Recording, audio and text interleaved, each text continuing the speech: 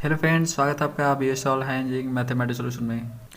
ये video problems 8.11 का part 2 video है। पार्ट 1 में हम लोगों ने 1 से लेके क्वेश्चन नंबर 4 तक सॉल्व किया था। इसमें हम लोग 5 से 11 तक सॉल्व करेंगे, मतलब पूरा सॉल्व करके जाएंगे। अगर आपने इसका पार्ट 1 नहीं देखा तो देख लेना, उसका लिंक आपको डिस्क्रिप्शन में मिल जाएगा। चलो क्वेश्चन को सॉल्व करना शुरू करते हैं। 5वां नंबर देखो, क्वेश्चन नंबर 5 में आपके 4 क्वेश्चन गिवन है। जैसे पहला होगा वैसे बाकी होंगे, तो एक मैं कर दे रहा हूँ, बाकी कर लेना। सिंपल है, कोई बड़ी चीज़ नहीं है। देखो करने क्या है, इसमें लिखा हुआ है so that following vectors are irrotational. आपको दिखाना है कि ये जो वेक्टर गिवन है ये इरोटेशनल है नेचर में, और आपको उसके बाद स्केलर पोटेंशियल भी निकालने हैं हर केस में, मतलब सबके लिए स्केलर पोटेंशियल भी निकालने हैं अगर ये इरोटेशनल है तो। चलो करते हैं। तो देखो ये आपको दिया हुआ है पहला क्वेश्चन यहाँ पे। ओके, हम सॉल्व करना शुरू करते हैं। देखो यदि इरोटेशनल है, इसका मतलब इफ़ यहाँ पे लिखेंगे if A vector is irrotational. अगर ये इरोटेशनल होगा देन तो कर्ल ऑफ ए वेक्टर क्या होना चाहिए, जीरो होना चाहिए। अगर इरोटेशनल होगा एफ वेक्टर तो आपका कर्ल ऑफ एफ जीरो होना चाहिए। तो देखते हैं कि कर्ल ऑफ एफ जीरो आ रहा है कि नहीं। तो कैसे निकालते हैं curl of F vector equal to, देखो ये आई हो जाएगा, ये जे हो जाएगा, ये के हो जाएगा। ठीक है, del by del x, del by del Y, del by del Z. ठीक है, नीचे आपका है यहाँ पे आई का कोफिशिएंट जो कि है x square minus Y z, j का coefficient y square minus Z x, और यहाँ पे आपका के का कोफिशिएंट जो कि z square minus x y है। ओके, देखो निकालते हैं इसका कर्ल। देखो ध्यान से, यहाँ पे देखो इसको हम वाई के रेस्पेक्ट में करेंगे, आई कैप। इसको वाई के रेस्पेक्ट में करेंगे तो क्या हो जाएगा, यहाँ से हो जाएगा माइनस एक्स। अब देखो इसको हम जेड के रेस्पेक्ट में करेंगे तो यहाँ पे क्या हो जाएगा, यहाँ पे आपका हो जाएगा प्लस एक्स हो जाएगा। ठीक है, इस तरह से बाकी अब कर लो, मैं कर लेता हूँ यहाँ पे। तो देखो कर लेता हूँ, ये कोई बड़ी चीज़ नहीं है। यहाँ पे आएगा कि कैप और माइनस जेड प्लस जेड। ठीक है, ये कट जाएगा प्लस माइनस के कारण, इस तरह से। तो यहाँ से जो आपका कर्ल ऑफ एफ वेक्टर आएगा वो आपका जीरो आएगा, जीरो वेक्टर। ठीक है, तो जीरो आ गया, इसका मतलब क्या है कि एफ वेक्टर आपका क्या है, F vector is a irrotational. ये आपका इरोटेशनल है नेचर में। देखो हमने दिखा दी कि एफ वेक्टर जो है इरोटेशनल है। अगर ये इरोटेशनल है तो हम लिख सकते हैं यहाँ पे now let F vector equal to del phi. ये हम चीज़ें लिख सकते हैं। एफ वेक्टर की जगह पे हम इसको लिखेंगे, देखो लिख रहे हैं X square minus Y Z I cap, Y square minus Z X J cap, और plus Z square minus x Y, यहाँ पे के कैप हो जाएगा। ठीक है, equal del phi. Del phi की जगह हम क्या लिख सकते हैं, del phi by del x, del phi by del x I cap हो जाएगा, del phi by del Y ये हो जाएगा जे कैप, और del phi by del Z ये हो जाएगा के कैप। ठीक है, ये चीज़ हम लिख सकते हैं। देखो बुक में जिस मेथड से सॉल्व किया गया है उस मेथड से मैं सॉल्व कर रहा हूँ, समझो इसको। अब देखो इन दोनों साइड में देखो ध्यान से, आई जे और के कोफिशिएंट को कंपेयर करो। तो यहाँ पे लिख सकते हो comparing comparing comparing the coefficient of i j k, coefficient coefficient of i j k. ठीक है, तो आई जे के कोफिशिएंट को आपस में कंपेयर करो। तो देखो यहाँ से del five by del X. ठीक है, del five by del x की जगह पे क्या आ जाएगा, देखो del five by del x की जगह पे यहाँ पे क्या है, 10 है। ठीक है, आई का कोफिशिएंट है दोनों, तो X square minus Y Z हो जाएगा ये। ओके, यहाँ से देखो del five by del Y, del five by del Y जो कि जे का कोफिशिएंट है तो उसकी जगह पे ये चीज़ है, तो Y square minus Z X है, और del five by del Z. ठीक है, del five by del Z है, इसकी जगह पे ये चीज़ है Z square minus x Y. अब हम इनको एक एक करके इंटीग्रेट करेंगे। देखो नीचे एक्स है, ठीक है, तो हम एक्स के रेस्पेक्ट में करेंगे इसको, तो del five by del x equal to x square minus Y z. ठीक है, x square minus Y z है, तो हम इसको पार्शियली एक्स के रेस्पेक्ट में इंटीग्रेट करेंगे। ठीक है, तो चाहो तो आप यहाँ पे लिख सकते हो, लिखो partially integrate with respect to x. ठीक है, इसको एक्स के रिस्पेक्ट में पार्शियली हम इंटीग्रेट कर रहे हैं। तो पार्शियली हम कर रहे हैं तो इसका मतलब है कि जो बाकी बच जाएगा, जैसे एक्स को छोड़ के जो चीज़ें जैसे वाई है जेड है वो कॉन्स्टेंट की तरह ट्रीट होगा यहाँ पे, है ना। तो देखो ये क्या हो जाएगा, इधर क्या हो जाएगा, यहाँ से हम इंटीग्रेशन का सिंबल लगा देते हैं, ओके। और हम एक्स के रेस्पेक्ट में करें तो इधर ले लेते हैं डी एक्स, और इधर भी आपका डी एक्स हो जाएगा। तो ये क्या हो जाएगा, इसको इंटीग्रेट करोगे तो आपको फाइनली यहाँ पे 5 मिल जाएगा, है ना, क्योंकि इसको 5 को हम ऑलरेडी यहाँ पे डिफरेंशिएट कर चुके हैं। अब डिफरेंशिएशन को जब एक बार इंटीग्रेट करोगे तो फाइनली फंक्शन ही मिलेगा ना फ्रेंड्स, समझ रहे हो ना एक्चुअली मैं क्या बोल रहा हूँ। देखो कोई आपका फंक्शन जैसे 5 आपका दिया है, ठीक है, इसको आपने डिफरेंशिएट कर दिया, ये आपका 5 हो गया, ठीक है, 5 हो गया। जब आप इसको इंटीग्रेट करोगे तो पुनः आपको 5 नहीं मिल जाएगा, ठीक है, क्योंकि जो डिफरेंशिएशन होता है इंटीग्रेशन के इन्वर्स होता है, एक दूसरे के ये इन्वर्स होते हैं, एक को करो तो दूसरा मिल जाएगा था, ठीक है। तो ये हो गया 5, और इधर एक्स के रेस्पेक्ट में करो तो हो जाएगा एक्स पावर 3, ठीक है, एक्स की पावर 3/3 हो जाएगा। ये तो कॉन्स्टेंट की तरह काम करेगा, और यहाँ पे डी एक्स हो जाएगा, तो डी एक्स का इंटीग्रेशन आपका एक्स वाई जेड हो जाएगा, ठीक है। एक इंटीग्रेशन कांस्टेंट भी आएगा, वो इंटीग्रेशन कांस्टेंट लेट करो आपका C1, हमने उसको लेट कर लिया, क्या लेट के लिए C1, और जो इंटीग्रेशन कांस्टेंट होगा वो वाई और जेड में आएगा, ठीक है, वाई को जेड। अब बोलोगे वाई को जेड, वाई और जेड में क्यों आए, क्यों, क्योंकि देखो एक्स यहाँ पे वेरिएबल है, एक्स के रिस्पेक्ट में हम कर रहे हैं ना, तो कांस्टेंट किसको ट्रीट कर रहे हैं, वाई और जेड को ट्रीट कर रहे हैं, तो यहाँ पे वाई और जेड यहाँ पे कांस्टेंट ट्रीट हो रहा है, इसलिए जो इंटीग्रेशन कांस्टेंट होगा वो वाई और जेड में आएगा, समझ में आ गया।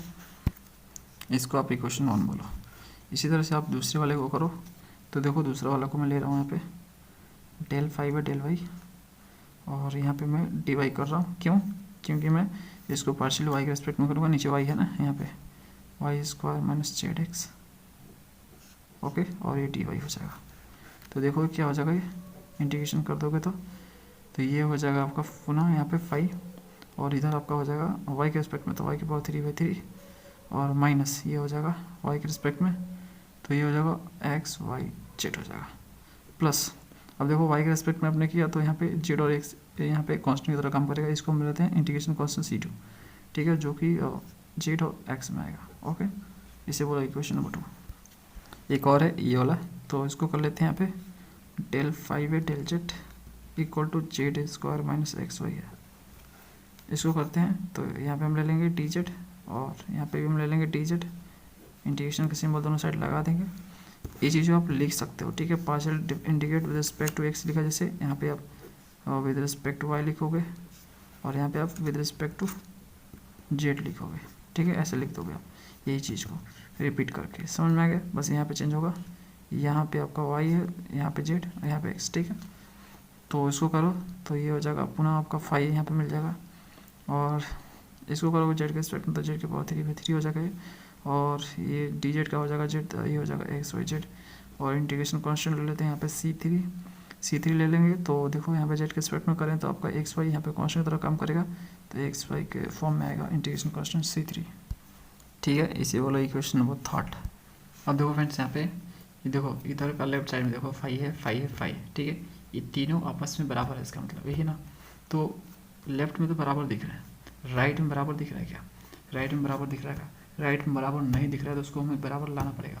और बराबर करने के लिए मतलब जो चीज़ें यहाँ पे है वो चीज़ें यहाँ पे भी होनी चाहिए, वो चीज़ें यहाँ पे भी होनी चाहिए, तीनों जगह सेम होनी चाहिए, तब तो बराबर होगा ना राइट में, है ना। तो राइट में हमें बराबर करना है, लेफ्ट में तो दिख रहा है कि बराबर है, 5 यहाँ पे भी है, 5 यहाँ पे भी है, 5 यहाँ पे भी है, लेकिन इधर बराबर नहीं दिख रहा। तो इधर बराबर करने के लिए देखो यहाँ पे C1 C2 C3 है, इसके जगह हमें रखने पड़ेंगे, इसके जगह क्या वैल्यू होगा जिससे ये राइट में बराबर हो जाएंगे। तो देखो ध्यान से फ्रेंड्स, देखो यहाँ पे देखो एक्स वाई जेड तीनों में माइनस में एक्स वाई जेड आपका है, ठीक है। तो ये तो दिख रहा है कि भैया है, ओके। इधर देखो एक्स की पावर 3/3 है, ओके, इसमें क्या वाई की पावर 3/3 है, लेकिन इसमें वाई की पावर 3/3 नहीं है, देखो इसमें देखो जेड की पावर 3/3 है, लेकिन इसमें जेड की पावर 3/3 नहीं है ना। इसका मतलब ये दोनों कम है, ये दोनों चीज़ें नहीं है, वाई की पावर 3/3 और जेड की पावर 3/3 इसमें नहीं है, समझ में आ गया। और देख सकते हो यहाँ पे जो C1 है वाई जेड, C1 जो है क्या आएगा फ्रेंड्स, वाई जेड के टर्म में आएगा, तो यहाँ पे वाई और जेड आ भी रहा, देखो, ठीक है। तो सबसे पहले आप यहाँ पे लिखो equality of first second and third requires, तो तीनों को इक्वलिटी के लिए हमें क्या चाहिए, रिक्वायर दैट क्या चाहिए, देखो हमें चाहिए C1, पहले C1 के बारे में बात कर लेते हैं। C1 क्या है फ्रेंड्स, C1 देखो वाई जेड के टर्म में आएगा, वाई जेड, तो देखो मैंने आपको क्या बताया, तीनों को इक्वल होने के लिए देखो और जो चीज़ें इसमें है वो चीज़ें यहाँ पे भी होनी चाहिए, है ना। तो ये चीज़ें नहीं है, बाकी सब चीज़ें है। इसके बारे में बात मत करो, ये कांस्टेंट है, ठीक है। सिर्फ ये जो टर्म जो दिख रहा है इसके बारे में बात करो। तो C1 की जगह पर हम ये चीज़ें रख दे, ठीक है। देखो यहाँ पे देखो y के पावर 3/3 और प्लस z के पावर 3/3, यहाँ पे C1 की जगह यहाँ पे रख दे, ठीक है। और दूसरा हम C2 देख लेते हैं। C2 देखो, C2 z और x का, मतलब z और x का टर्म में आएगा। तो ध्यान से देखो C2 में y के पावर 3/3 है, लेकिन ये x के पावर 3/3 नहीं है इसमें, देखो नहीं है। और इसमें z के पावर 3/3 भी इसमें नहीं है, ठीक है, नहीं है ना फ्रेंड्स। इसमें है, दोनों में है, लेकिन इसमें नहीं है, तो इसमें हम ले आएंगे। इसका मतलब है C2 की जगह पे होगा, क्या होगा, z और x में आएगा ना, तो x के पावर 3/3 और प्लस z के पावर 3/3 हो जाएगा, ठीक है। इस तरह से आप C3 निकाल लो। C3 देखो एक्स वाई के टर्म में आएगा, x, y। तो देखो फ्रेंड्स यहाँ पे देखो z के पावर 3/3 है ना। क्या क्या नहीं है इसमें, तो y के पावर 3/3 नहीं है इसमें, और x के पावर 3/3 नहीं है इसमें। तो इसको लिख देंगे x के पावर 3/3 और y के पावर 3/3, ये चीज़ें ठीक है नहीं है इसमें C3 में, मतलब ये क्वेश्चन नंबर 3 में ये चीज़ें नहीं है, इसलिए हम C3 की जगह पे ये चीज़ें लिखेंगे। अब देखो फ्रेंड्स C1 की जगह पे ये चीज़ें हम रख देंगे यहाँ पे, कहाँ के, यहाँ पे देखो C1 के जगह पे, ठीक है। ये जो C1 YZ है इसके ये उठा के यहाँ पे हम रख देंगे। तो ये कैसा दिखेगा फाई, देखो ये फाई आपको देखो कैसे दिखेगा, x के पावर 3/3 माइनस XYZ और प्लस C1YZ, क्या है, y के पावर 3/3 z के पावर 3/3, y के पावर 3/3 और z के पावर 3/3, ठीक है। ये हो जाएगा ऐसा, ओके। तो इसको अरेंज कर लेते हैं। तो x के पावर 3/3 और प्लस y के पावर 3/3 और z के पावर 3/3 हो जाएगा, ठीक है, और माइनस XYZ हो जाएगा। ये ऐसा हो जाएगा, सब ऐसा हो जाएगा, तीनों का तीनों, equation 1, equation 2, equation 3 same to same ऐसा ही हो जाएगा। क्यों, C2 की जगह पे इसको रख देंगे और C3 की जगह पे इसको रख देंगे, तो रखेंगे तो सब सेम टू सेम इसलिए ऐसा हो जाएगा। समझ रहे हो ना फ्रेंड्स। तो यहाँ से आपको 5 मिल गया आपको, ठीक है। ये 5 है आपका। यहाँ से आप एक काम करो, यहाँ से 1/3 कॉमन कर लो, तो x के पावर 3 y के पावर 3 और z के पावर 3 हो जाएगा। यहाँ आपका हो जाएगा 3XYZ, ठीक है। 1/3 अंदर ले जाओगे तो 3 कट जाएगा, तो फाइनली आपका ये बचेगा। तो ये आपका 5 आंसर है। यहाँ पे आप ए भी ऐसे लिख सकते हो, देखो value of C1 put in equation number 1, equation number 1 में हम पुट कर रहे हैं। तो ये कुछ इस तरह से हो जाएगा 5, अरेंज करेंगे तो कुछ इस तरह से हो जाएगा, 1/3 कॉमन लेंगे तो इस तरह से हो जाएगा। ये हमारा आंसर है। इसी तरह से आपको 5वें के बचे हुए क्वेश्चन कर लेने हैं, सेम टू सेम ऐसे ही करने हैं। फ्रेंड्स अगला क्वेश्चन करते हैं 6 नंबर। If del phi equal to this given है आपको, तो फाइंड करना आपको फाई यहाँ पे जो कि XYZ के फॉर्म में होगा, और गिवन दैट आपको डेल फाई 1,-2,2 पे 4 दिया है। चलो करते हैं इसको ज़्यादा समझने के लिए। यहाँ पे देखो एक मिस प्रिंट है, यहाँ पे जो y है ये y नहीं होगा यहाँ पे, ठीक है। जो दिया हुआ है x² YZ के पावर 3, तो यहाँ पे y नहीं होगा, ये मिस प्रिंट से हुआ है, तो y यहाँ से हटा दो, और जो यहाँ पे प्लस है उसको भी माइनस कर लो, ठीक है। तो साइन का भी मिसप्रिंट है, तो प्लस माइनस कर लो और यहाँ पे y हटा दो। तो देखो ये मैंने सही करके लिखा है यहाँ पे, ठीक है, सही कर दिया। यहाँ पे मैं लेट कर लेता हूँ f vector equal to del phi, दोनों साइड डॉट कर लेता हूँ dr से। तो देखो डॉट dr मैं कर रहा हूँ डेल फाई डॉट dr, ये मैंने कर ली। यहाँ से हो गया f डॉट dr वेक्टर। इधर देखो ये क्या हो जाएगा, डी फाई हो जाएगा। प्रीवियस वीडियो में मैंने बताया था कि डेल फाई डॉट dr क्या होता है, डी फाई होता है। और डी फाई ये कैसे लिखा जाएगा, देखो del phi by del x, ये डी एक्स हो जाएगा, del phi by del Y ये हो जाएगा यहाँ पे डी वाई, ठीक है। और del phi by del z d z हो जाएगा, ये चीज़ें हो जाएगा डी फाई की जगह पे, है ना। ये आपस में डॉट करोगे तो फाइनली आपको ये वाला मिलेगा, करोगे तो, ठीक है। और ये आपका डी फाई की इक्वल होता है, ये मैंने आपको बताया था, ये टोटल डेरिवेटिव से होता है। और देखो यहाँ पे del phi by del x की जगह पे हम क्या लिख सकते हैं, ध्यान से देखो। यहाँ पे देखो हमने इसको एफ वेक्टर माना, f vector equal to del phi, है ना। तो इसको मैं लिख सकता हूँ एफ के equal, okay, del phi equal to this होता है। तो देखो आपस में कंफ्यूजन करो क्योंकि ये आपस में बराबर है।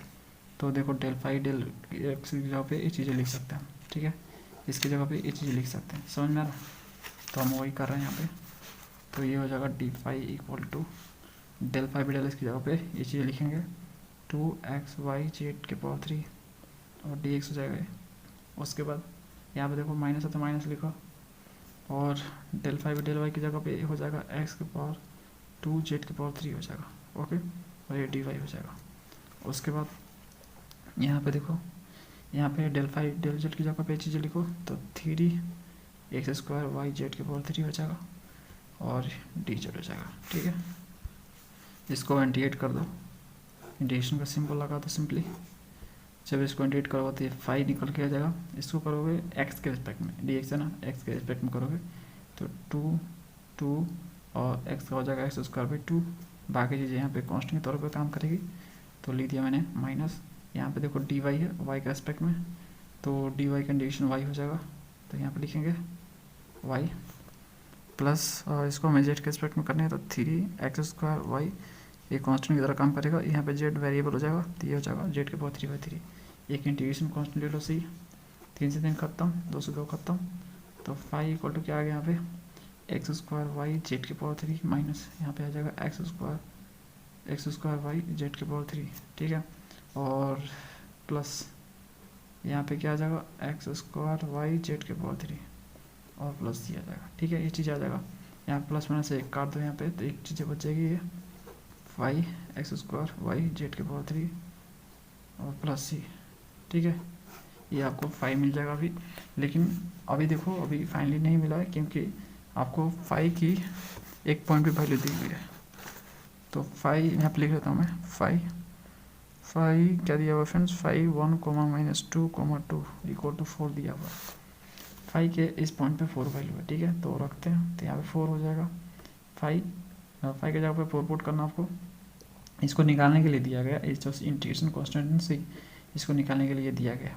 तो देखो यहाँ पे 4 लिख दिया मैंने। यहाँ पे इस वैल्यू को पुट करो, s की जगह पे 1, y की जगह पे -2, z की जगह पे 2। तो देखो यहाँ पे x की जगह पे मैं 1 पुट कर रहा हूँ, यहाँ पे y की जगह पे -2 पुट करूँगा और z की जगह पे 2 पुट करूँगा। ठीक है, तो देखो यहाँ से क्या आ जाएगा, ये क्या हो जाएगा 2 का पावर 3 मतलब 8, 8 दूनी के 16, तो ये माइनस में 16 आ जाएगा, 4 ये -16 हो जाएगा, प्लस सी, तो सी = 16 इधर जाएगा तो 20 हो जाएगा। ठीक है, तो इस c = 20 को आपको इसमें रखने हैं, तो 5 मिल जाएगा फाइनली आपको। तो x² z⁻3 + 20 हो जाएगा, ये आपका आंसर है। देखो फ्रेंड्स, अगला क्वेश्चन दिया है आपका 7 नंबर, fluid motion is given by v vector = this. इसमें पहला क्वेश्चन बोल रहा है, is it possible to find out velocity potential. क्या पॉसिबल है कि वेलोसिटी पोटेंशियल निकाला जा सकता है। यहाँ पे जो v वेक्टर है ये वेलोसिटी है। ओके, अगर पॉसिबल है तो उससे आप फाइंड करो, ये बोल रहे हैं लोग। तो देखो वेलोसिटी पोटेंशियल तभी निकलेगा जब ये v वेक्टर आपका इरोटेशनल होगा नेचर में। तो देखते हैं इरोटेशनल है कि नहीं। उसके बाद हमें दूसरा भी निकालना पड़ेगा, is the motion possible for the incompressible fluid. तो ये जो मोशन है पॉसिबल है इनकम्प्रेसिबल फ्लूइड के लिए। चलो करते हैं इसको भी, दोनों करते हैं 1 बाय 1। तो वो पहले क्वेश्चन में बोल रहा है वेलोसिटी पोटेंशियल निकालने के लिए अगर पॉसिबल है तो देखो वेलोसिटी पोटेंशियल तभी पॉसिबल है जब आपका कर्ल ऑफ बी वेक्टर = 0 होगा। तो हम कर्ल ऑफ बी वेक्टर निकाल लेते हैं पहले। तो curl of b vector = I del/del x। ये देखो i का कोफिशिएंट x आ जाएगा, उसके बाद j del/del y, और उसके बाद आपका j का कोफिशिएंट आएगा ay। यहाँ पे k कैप del/del z, यहाँ पे देखो -2az हो जाएगा, है ना। इसको निकालते हैं तो i कैप देखो 10 क्लोज हो जाएगा, ये चीज़ें बच जाएगी। इसको करेंगे हम y के रिस्पेक्ट में, तो y है नहीं इसमें, तो ये 0 हो जाएगा और ये भी 0 हो जाएगा। इसको हम करेंगे z के रिस्पेक्ट में तो 0 हो जाएगा, क्योंकि इसमें z है नहीं। इसी तरह से आप कर लो j कैप। ठीक है, तो ये भी आपका 0 - 0 ही होगा, और प्लस k कैप, इसको भी करोगे तो 0 - 0 ही आएगा। तो यहाँ से जो आपको कर्ल ऑफ बी वेक्टर मिला वो आपको 0 वेक्टर मिला। तो इसका वेलोसिटी पोटेंशियल पॉसिबल है। क्यों? क्योंकि देखो ये इसका कर्ल जो है 0 आया, कर्ल 0 होगा तो ही वेलोसिटी पोटेंशियल जो है पॉसिबल है ना। इरोटेशनल होगा तो पॉसिबल है। तो जब कर्ल 0 आ गया इसका मतलब ये इरोटेशनल है नेचर में। तो हम यहाँ पे लिखेंगे वेलोसिटी पोटेंशियल इज पॉसिबल। तो इसका वेलोसिटी पोटेंशियल पॉसिबल है। तो वेलोसिटी पोटेंशियल निकालने के लिए हम क्या करेंगे, यहाँ पे एमुलेट कर लेंगे b vector equal to del phi, है ना। बी वेक्टर क्या आपका ये वाला है, इसको हम लिखते हैं यहाँ पे, तो ये हो जाएगा a x I cap a y j cap minus 2a z k cap हो जाएगा equal to del phi. Del phi की जगह पे हम क्या लिख सकते हैं यहाँ पे, देखो del phi by del x I cap, del phi by del y j cap और del phi by del z k cap, ये चीज़ें लिख सकते हैं, है ना। इनको आपस में कंपेयर करो, तो आपस में जब आप कंपेयर करोगे तो यहाँ से आपको मिल जाएगा del phi by del x, a x मिल जाएगा, आई का कोएफिशिएंट, है ना, आपस में कंपेरिजन हो जाएगा। ओके, ये चीज़ हो जाएगी। और del phi by del y आपको क्या मिल जाएगा, ये मिल जाएगा ए वाई, और del phi by del z आपको क्या मिल जाएगा फ्रेंड्स, ये मिल जाएगा आपको माइनस 2a जेड मिल जाएगा। अब हम इनको एक एक करके इंटीग्रेट करेंगे, तो देखो इसको हम इंटीग्रेट कर रहे हैं, del phi by del x equal to x है, इसको हम पार्शियली एक्स के रिस्पेक्ट में इंटीग्रेट करेंगे, तो डी एक्स लिखना पड़ेगा हमें, है ना। तो ये क्या हो जाएगा, इसको हम इंटीग्रेट करें तो यहाँ से 5 मिल जाएगा हमें, ये क्या मिल जाएगा एक्स स्क्वायर बाई 2 मिल जाएगा, और आपका यहाँ से एक इंटीग्रेशन कांस्टेंट मिलेगा c1, जो कि किस में होगा, y और z में होगा। क्यों, क्योंकि देखो हम x के रिस्पेक्ट में कर रहे हैं, तो इसमें क्या आपका पूरे में देखो x y z, ठीक है, तो x के रिस्पेक्ट में कर रहे हैं तो आपका y और z ही बचा, ठीक है। इस तरह से आप जो दूसरा वाला निकाल लो, तो यहाँ पे मैं कर लेता हूँ उसको, del phi by del y equal to a y हो जाएगा। इसको भी इंटीग्रेट करो तो यहाँ से मुझे डी वाई लिखना पड़ेगा, ठीक है। तो ये हो जाएगा, इसको करोगे तो 5 मिलेगा आपको, और इसे एक काम करो, इससे जो है आप इक्वेशन 1 बोल दो, ठीक है। यहाँ पे देखो फ्रेंड्स, ये 5 मिल जाएगा आपको, ए वाई स्क्वायर बाई 2, ठीक है, और प्लस यहाँ से c2 मिलेगा, y के रिस्पेक्ट में किया तो बचा क्या आपका जेड एक्स बचा, तो जेड कॉमा एक्स आपका हो जाएगा, ठीक है, c2।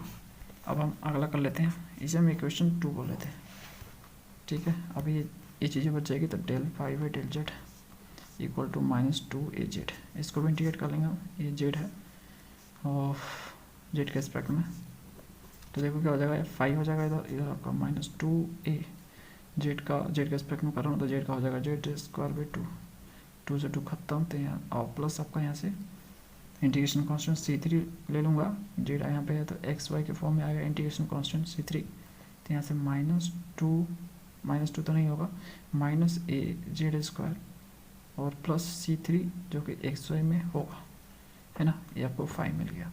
तो इक्वेशन थर्ड बोला इसे।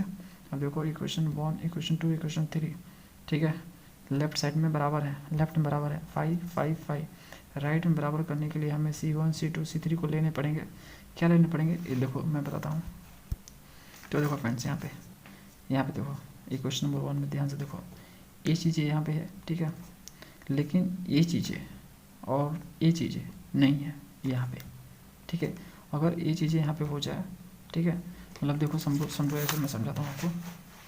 देखो यहाँ पे इक्वेशन नंबर 1 में ये चीज़ें है ना, ये दोनों चीज़ें नहीं है, ये इसके बारे में मत बात करो, ये कांस्टेंट है, ठीक है, इसके बारे में बात नहीं, ये टर्म जो है यहाँ पे जो दिया है एक्स वाई में, इसके बारे में बात कर रहे हैं हम, जो वेरिएबल का फॉर्म में दिया उसके बारे में बात करते हैं। यहाँ पे देखो ये वाला जो टर्म है, ये वाला टर्म है, ये नहीं है यहाँ पे, ठीक है।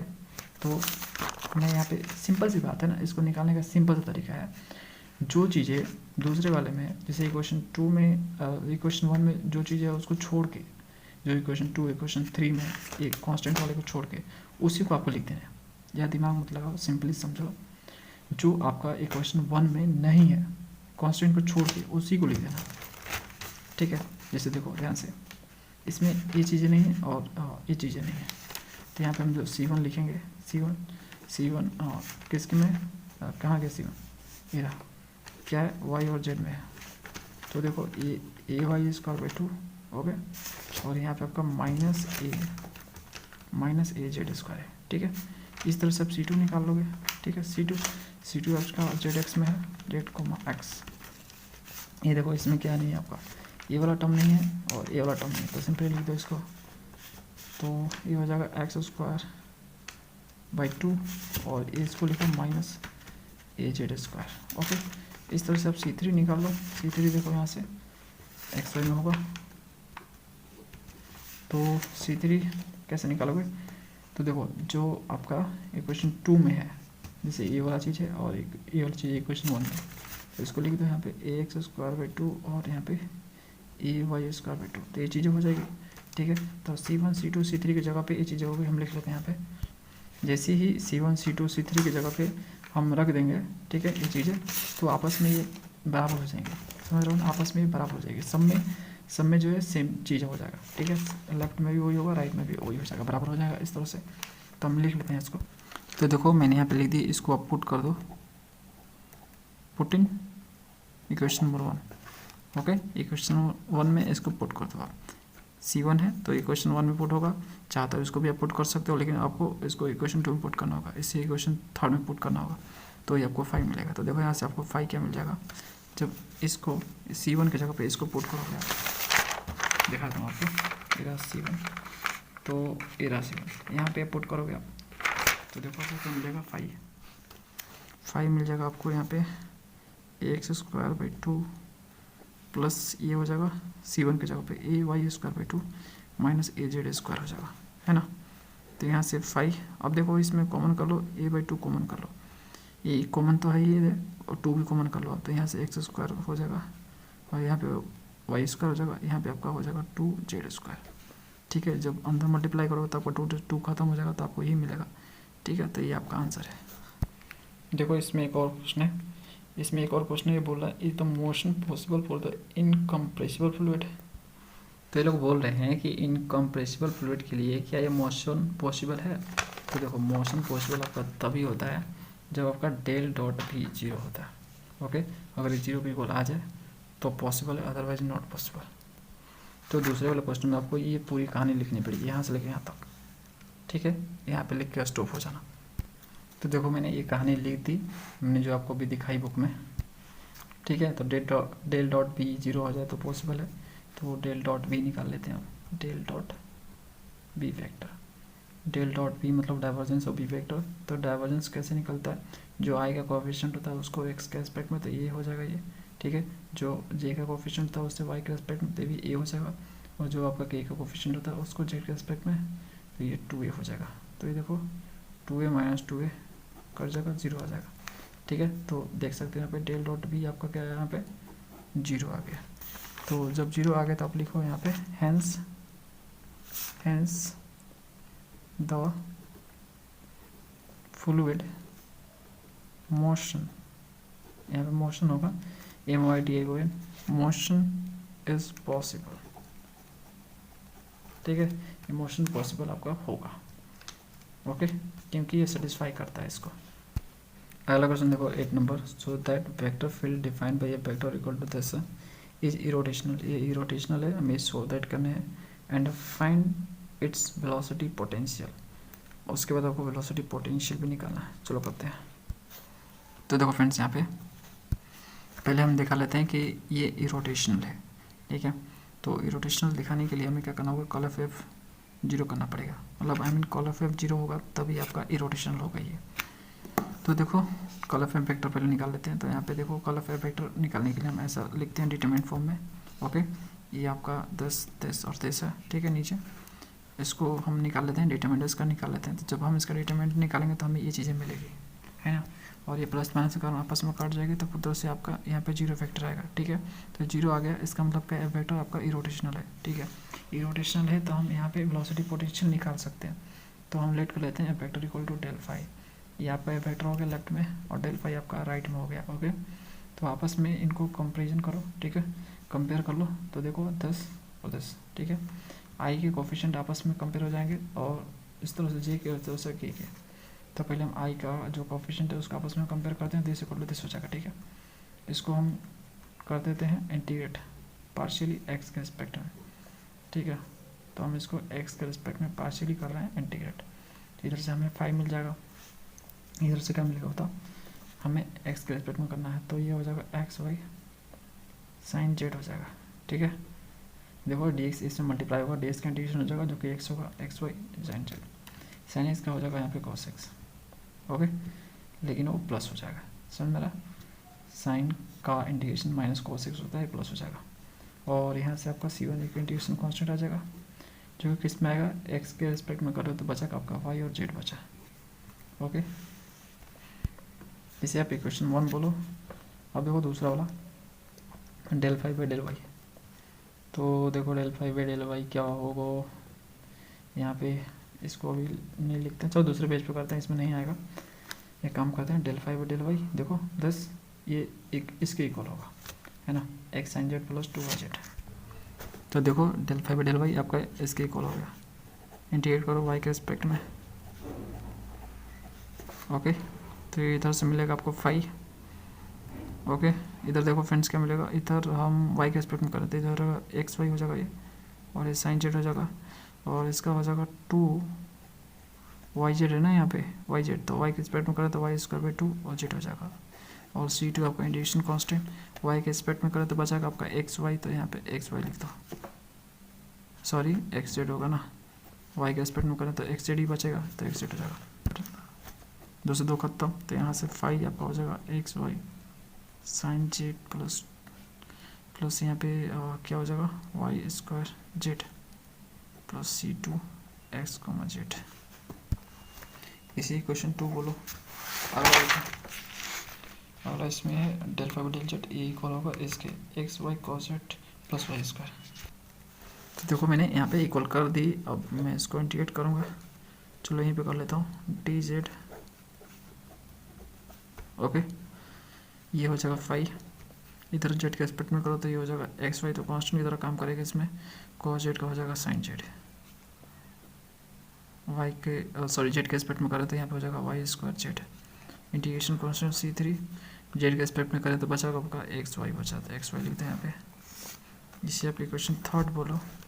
अब आपस में कंपेयर कर लो इनको, तो कंपेयर द इक्वेशन 1 2 एंड 3, 1 2 और 3 को आपस में कंपेयर करो तो लेफ्ट में तो इक्वल आ रहा है, लेकिन राइट में इक्वल नहीं आ रहा है ना। देखो फ्रेंड्स ये आपका इक्वेशन 1 है ना, इक्वेशन 2 और इक्वेशन आपका 3 है, तो आपस में इनको इक्वल करना है राइट में, है ना।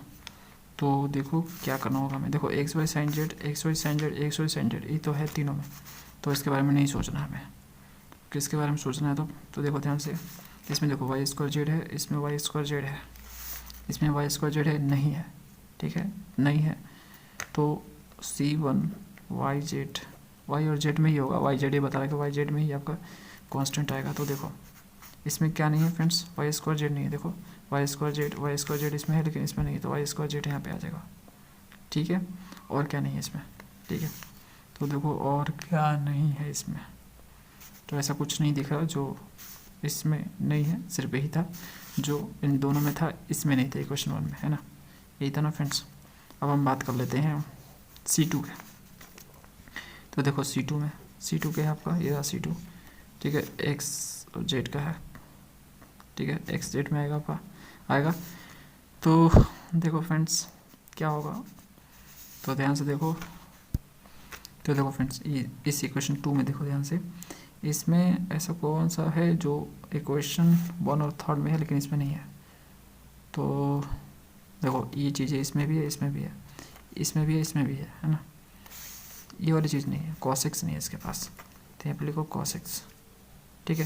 देखो इसमें cos x आएगा नहीं है, ओके, तो यही चीज़ नहीं थी इसमें, यही कमी था इसमें। और देखो अब C3 का बात कर लेते हैं, जो कि किसका है, एक्स वाई का है, तो एक्स वाई देखो तो क्या चीज़ है इसमें, तो ये दोनों तो ही है, इसमें भी है, लेकिन cos x इसमें भी नहीं है, तो cos x यहाँ पे लिख लो, ठीक है।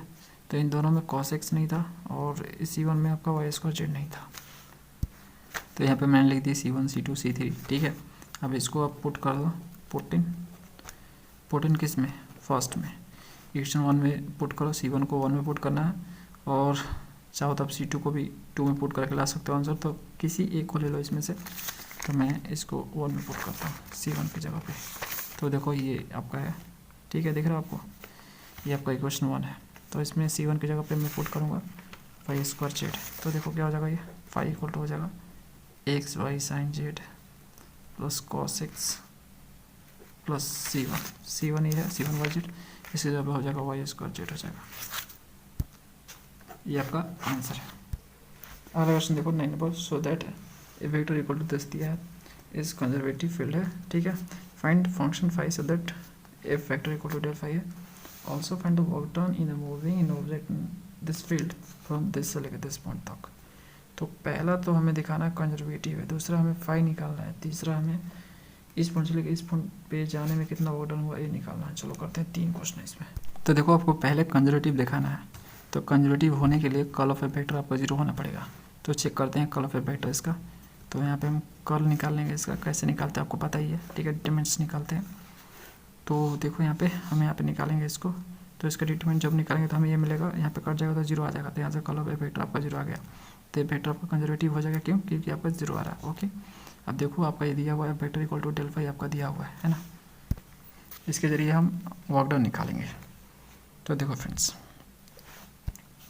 देखो दोनों साइड हम डॉट कर लेते हैं डी आर से।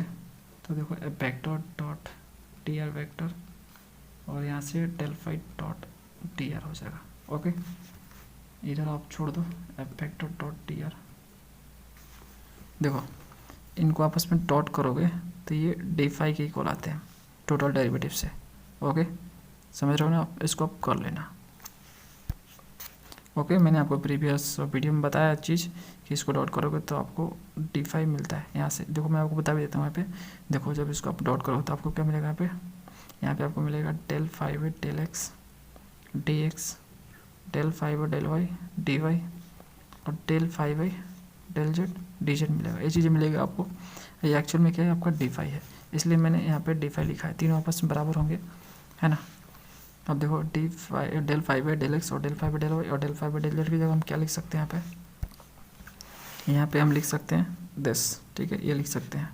ओके, क्योंकि देखो यहाँ पे ए फैक्टर आपका डेल फाइव की इक्वल है, और डेल फाइव बाई ये तो है आपका डेल, जो आपको ये डेल फाइव दिया हुआ था, ये del five by del x, del five by del y और del five by del z, यही तो है आपका, ठीक है, समझ रहे हो ना।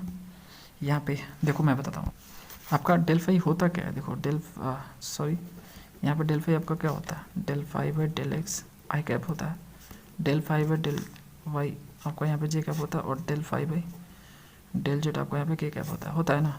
ओके, ई एफ वेक्टर का इक्वल है, मतलब जो एफ वेक्टर में है, जैसे एक वेक्टर में आपका ई वाला है, ठीक है ना। तो जो आई का कोफिशिएंट इसमें होगा वही आपका इसमें भी आई का कोफिशिएंट होगा, तो ये आपस में बराबर होंगे। समझ में आ रहा, दिस इक्वल टू दिस हो जाएगा, दिस इक्वल टू दिस हो जाएगा, दिस इक्वल टू दिस हो जाएगा, समझ में आ रहा, ठीक है। तो वो चीज़ हम करेंगे यहाँ पे। तो देखो यहाँ पे हम क्या लिख रहे हैं, देखो f dot d r equal to d phi, यहाँ पे del five by del x की जगह पे क्या लिखेंगे, 2xy प्लस जेड के पावर 3, है ना, 2xy प्लस जेड के power 3 d x, del five del y की जगह x square d y, del phi d z की जगह 3x z square, 3x z square d z हो जाएगा। ओके, तो यहाँ से आपका f dot d r equal to d phi क्या आ जाएगा फ्रेंड्स, यहाँ पे अंदर मल्टीप्लाई करो तो 2xy dx जेड के पावर 3 dx, ये पावर 3 है, एक्स स्क्वायर डी वाई और 3x z square d z हो जाएगा। इसको थोड़ा अरेंज करके लिखो, देखो अरेंज करके मैं लिखता हूँ। यहाँ पे देखो 2xy dx, और ये जो आपका है एक्स स्क्वायर डी वाई, इसको मैं लिख रहा हूँ एक्स स्क्वायर डी वाई, इसको मैं साथ में लिख रहा हूँ, बताता हूँ क्यों लिख रहा हूँ। और यहाँ पे जेड के पावर 3 बच गया आपका एक, और एक आपका ये बच गया, इसको साथ में लिख देता हूँ। देखो ये जो आपको यहाँ पे मिला ये एक्चुअल में ये कुछ और नहीं है, ये आपका है वाई एक्स स्क्वायर का डिफ्रेंशिएशन। जब इसको डिफ्रेंशिएट करोगे ना फ्रेंड्स तो आपको ये चीज़ें मिलेगी, है ना, करके देख लो, ठीक है। जो देखो y को डिफरेंशिएट करो, x को कॉन्स्टेंट करो तो आपको ये मिल जाएगा, ठीक है। y के रेस्पेक्ट में इसको डिफरेंशिएट करोगे, x को कॉन्स्टेंट करके तो आपको ये मिलेगा। जब आप x को डिफरेंशिएट करोगे y को कॉन्स्टेंट ट्रीट करके तो आपको ये चीज़ें मिलेगी, समझ में आ गया। तो हम ऐसा लिख सकते हैं, एक्चुअल में इसका ये जो है इसका डिफरेंशिएशन है, इसलिए मैंने यहाँ पर t लिखा है। और देखो यहाँ पे क्या लिख सकता हूँ मैं, यहाँ पे लिख सकता हूँ यहाँ पे जेड के पावर 3x, ठीक है, जेड के पावर 3x को हम डिफरेंशिएट करेंगे तो हमें ये मिलेगा। ओके, अब हम इंटीग्रेट करते हैं इसको, तो एफ डॉट डी आर, ठीक है, और यहाँ पे भी एफ का डी फाइव हो जाएगा इंटीग्रेशन, यहाँ पे हो जाएगा डी वाई एक्स स्क्वायर और डी जेड के पावर 3x इंटीग्रेशन, ठीक है। तो देखो ये तो आपका एज इट इज रहेगा एफ डॉट टीयर का इंटीग्रेशन डी फाई का हो जाएगा फाई यहाँ पे, इसका आपका हो जाएगा वाई एक्स स्क्वायर हो जाएगा। क्यों? तो देखो जैसे आपका डी एक्स होता है, डी एक्स कंडीशन क्या होता है, एक्स होता है, मतलब जो ये होता है वही आपका बाहर हो जाता है। ठीक है, समझ में आ रहा है? तो इसी तरह से ये आपका होगा। ओके, इस तरह से यहाँ पर जेड के पावर 3x आ जाएगा, एक इंटीग्रेशन कांस्टेंट सी। और फ्रेंड्स आपके माइंड में क्वेश्चन आ रहा होगा कि आप जो है कभी ऐसे जो है फाई निकाल रहे हैं, ठीक है, आप कभी बुक के मेथड से निकाल रहे हैं, ओके, तो अलग अलग वे से निकाला। देखो मैथमेटिक्स को सॉल्व करने के एक से ज़्यादा तरीके होते हैं, ठीक है, आप जैसे सॉल्व करना चाहो कर सकते हो, उसमें कोई दिक्कत नहीं है। अगर आपके पास एक नया मेथड है उसको करने का तो आप कर सकते हो उसको। तो मैंने आपको बुक वाला भी बताया, ठीक है, और ऐसे ही बताया। तो जैसे आंसर आ रहा है, ठीक है, जैसे आंसर आ रहा है, जिस वे से हमारा आंसर आ रहा है उस वे से हम चल रहे हैं। ओके, इजीली जिस वे से आप आ रहा है उस वे से हम चल रहे हैं। ए भी तरीका सही है, ओ भी तरीका सही है आपका, ठीक है, जैसे आपको बेटर लग रहा है वैसे करो। ऐसे मैं आपको एक चीज़ बता देता हूँ, देखो अगर आपको सिंपली फाई निकालना होगा ना, फाई निकालना होगा, यानी पोटेंशियल निकालना होगा, स्केलर पोटेंशियल आपको निकालना होगा, तो बुक वाला मेथड आप अपनाओ। जैसे मैं आपको बताया कि del phi equal to del phi by del x दिया है और उसको इक्वेट कर दो, इक्वेट करने के बाद आप उसको इंटीग्रेट करो, इस मेथड से आप निकालो, है ना। अगर आपको सिंपली फाई निकालना है तो वही तरीका सबसे बेस्ट है। अगर आपको वर्क डन निकालने हैं तो आप इस तरीके का यूज़ करो। अगर आपको वर्क डन निकालने हैं, लास्ट में आपको वर्क डन तक जाना है, तो आपको इस तरीक़ा से निकालने चाहिए। ठीक है, तो जैसा क्वेश्चन होगा वैसे काम होता है और कुछ नहीं है। सिंपली आपको फाइन निकालना तो इस मेथड का यूज़ करो, वर्क डन निकालना तो आपको इस मेथड को यूज़ करना होगा। तो देखो फ्रेंड्स, अब आपको क्या निकालना है, वर्क डन निकालना है। इस पॉइंट से इस पॉइंट पे जाने में कितना वर्क डन हुआ ये निकालना है आपको। तो चलो निकालते हैं। पहले इस पॉइंट पे देखते हैं कितना वर्क डन हुआ जाने में। ठीक है, इस पॉइंट पे 2 वाला पहले देखते हैं। ये फ्रॉम है, फ्रॉम से लेकर 2, तो इसको लेते हैं। तो यहाँ पे हम लिख लेते हैं integration of f dot T r at 1 comma नहीं, ये वाला लो 3 वाला। पहले किसी को भी ले सकते हो, कोई दिक्कत नहीं है। याद रहे फ्रॉम में से 2 दिया तो आपको इसमें से इसको घटाने पड़ेंगे, है ना, तभी आपको फाइनल मिलेगा। तो ये हम ले लेते हैं। तो दोनों में से आप किसी को पहले निकाल सकते हो, कोई दिक्कत नहीं है। तो मैं 2 वाला पहले ले लेता हूँ, पहले निकालूंगा इसको, है ना। तो देखो क्या हो जाएगा, ये इक्वल, यहाँ पे x की जगह पे 1, y की जगह पे 1 और z की जगह पे आपको 4 पुट करने हैं इसमें। तो मैं पुट कर लेता हूँ यहाँ पे, देखो 1 3 का स्क्वायर, ठीक है, और प्लस z। तो z की जगह पे 4 है, 4 के पावर 3 हो जाएगा, x की जगह पे 3 हो जाएगा प्लस c। तो यहाँ से ये आ जाएगा कितना, ये तो लिखा 9, ये 64 दिया 192, तो 9 192 हो जाएगा 201 प्लस c हो जाएगा। ओके, अब हम देखते हैं f dot T r at इस पॉइंट पे 1 कोमा माइनस 2 कोमा 1। तो देखो ये क्या हो जाएगा, इसमें पुट करो आप, x की जगह पर 1, y की जगह पर -2, जो z की जगह पर 1। तो ये हो जाएगा देखो -2 1 का स्क्वायर प्लस 1 के पावर 3 और 1 हो जाएगा, और यहाँ पे प्लस c। देखो क्या होगा, ये -2 हो जाएगा, ये +1 हो जाएगा, प्लस c हो जाएगा। तो ये हो जाएगा -1 होगा, ठीक है। तो ये -1 प्लस c हो जाएगा, -1 प्लस c, ठीक है। अब फ्रेंड देखो हमें क्या करना होंगे, वर्क डन निकालने हैं, ठीक है ना। यहाँ से लेके इस पॉइंट से लेके इस पॉइंट तक जाने में वर्क डन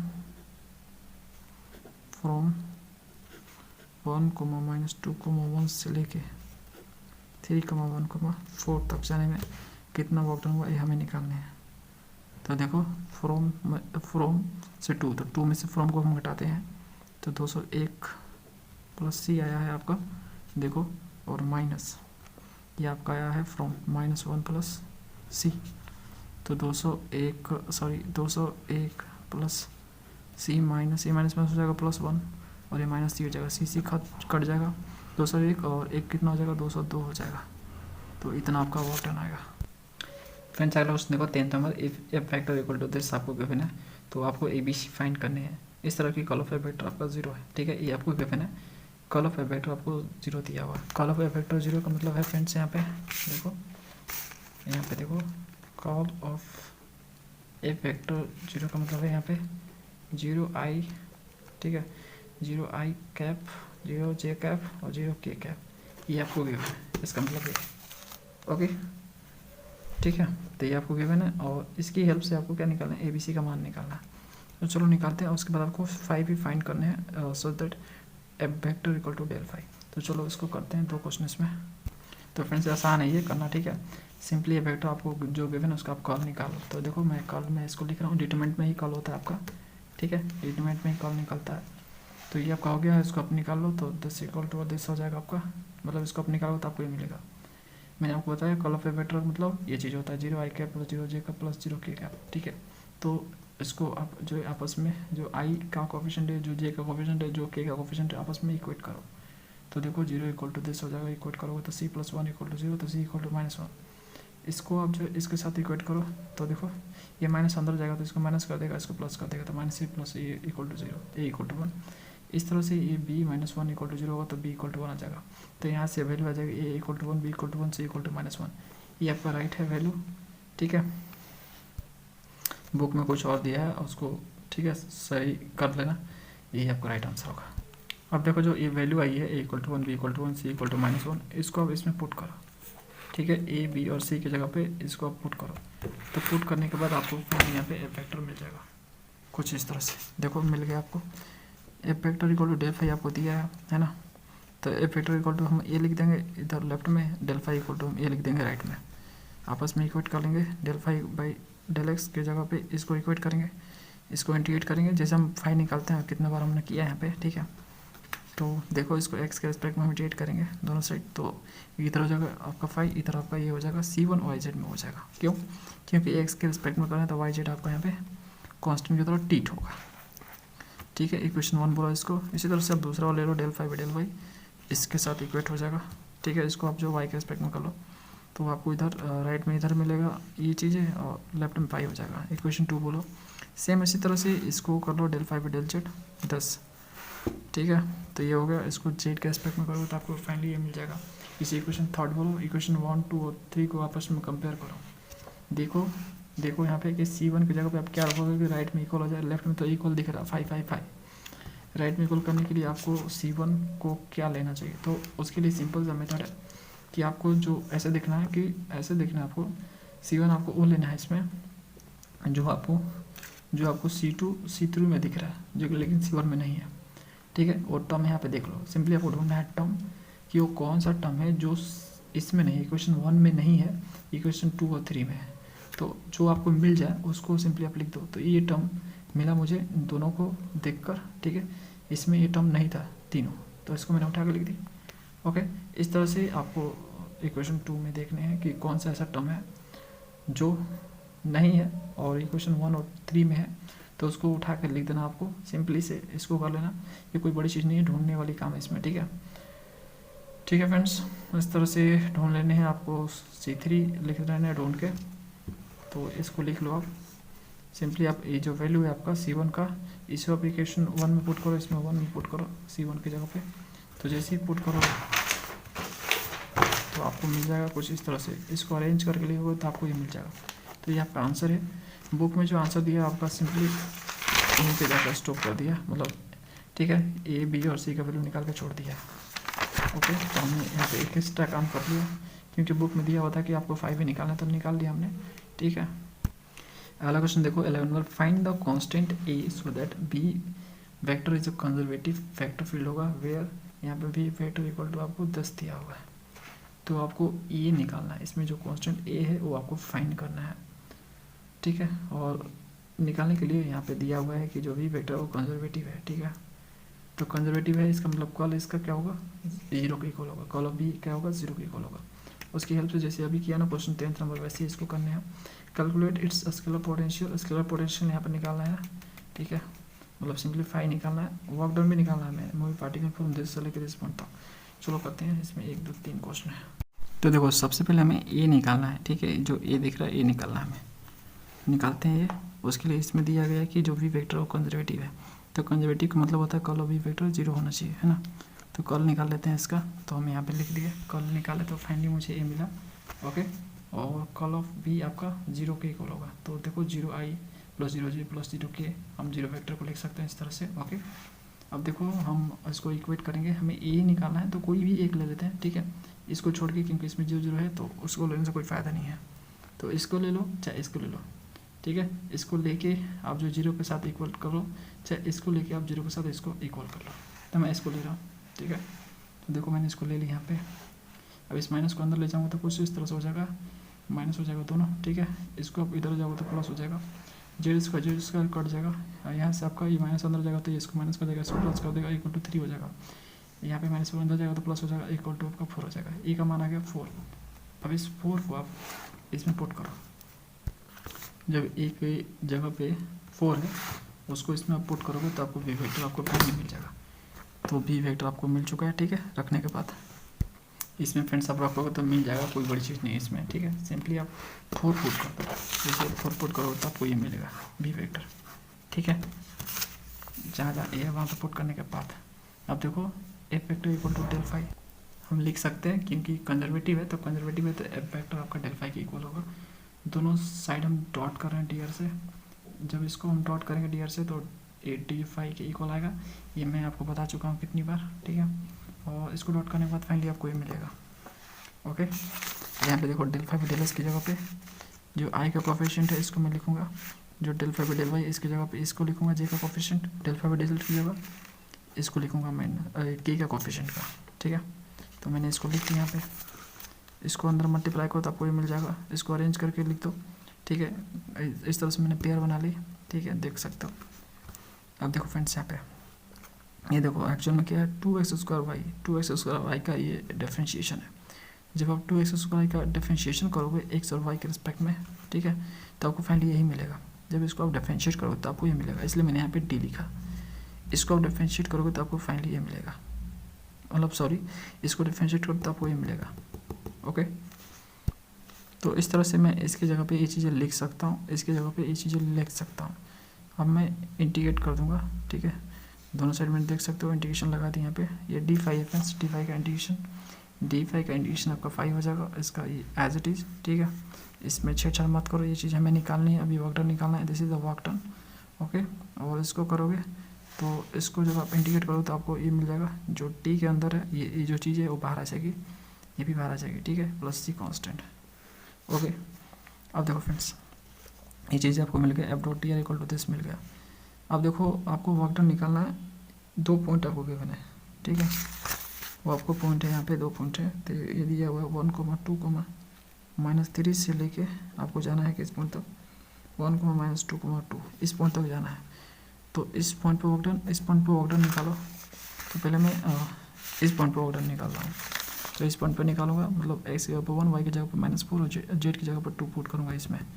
तो देखो मैंने इसमें पुट कर दी, ठीक है। यहाँ पे प्लस सी लिखो इंटीग्रेशन कॉन्स्टेंट, ओके, यहाँ पे प्लस सी छूट गया तो उसको लिख दो। तो यहाँ पे इसको कर लोगे तो -16 प्लस सी मिल जाएगा आपको।